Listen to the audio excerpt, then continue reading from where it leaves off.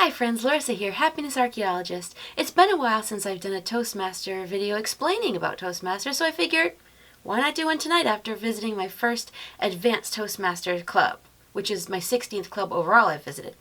So, if you go to Toastmasters.org, you'll find on the website the explanation of the functionaries. This is what makes the meeting run. So, we have Toastmaster, who basically runs the meeting. He calls up the speakers and kind of is the MC, if you will. The counter. This is very important for people who are trying to improve their public speaking, because if you are just like introducing like who you are, and you can't even say your name without filling it up with these kind of words, it helps to be a better speaker to eliminate that. So the counter will take tallies of the different kinds of filler words you have. Different clubs have different sheets. Some will just have one column for any of it. Some will delineate which words you use. Everyone has different filler words. Some use some use so, like, as, and, but, etc. So they'll help you keep track of that. The Grammarian helps club members improve their grammar and vocabulary. And the timer. The timer keeps track of time. Most Toastmaster speeches are 5 to 7 minutes, and in a competition, you have to be within 30 seconds on either side of that to qualify for the competition. So they hold up a green card when your minimum time is met, yellow when you're in the middle of the minimum to maximum time, and red card when it's time to end. You have 30 seconds to wrap it up.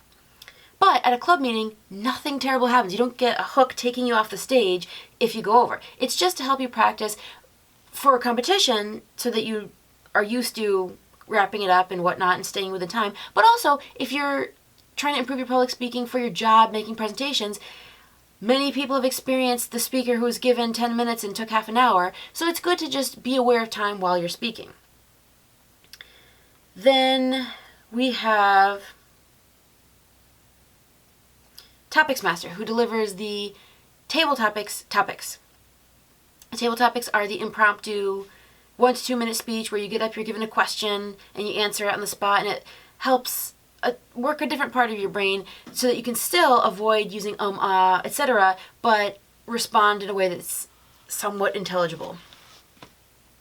Then you have your speakers. They're the ones who come in with the prepared speeches, usually about 5 to 7 minutes. There are exceptions depending on which manual you're using, but from the competent communicator, most are 5 to 7. The very last one might be 8 to 10.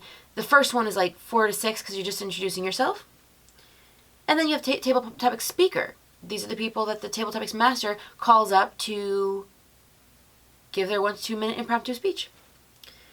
The evaluators are the ones who will give a more thorough evaluation of the main speakers. They are always going to give you positive feedback, something you can work on, and then more positive feedback. So you end up feeling pretty happy about yourself. So even if you just want an ego boost, it makes sense to go up there and be a speaker to get evaluated. And then the general evaluator is the one who kind of is the sort of like a Toastmaster for the evaluators. He takes care of the evaluation portion, calls up the evaluators, etc.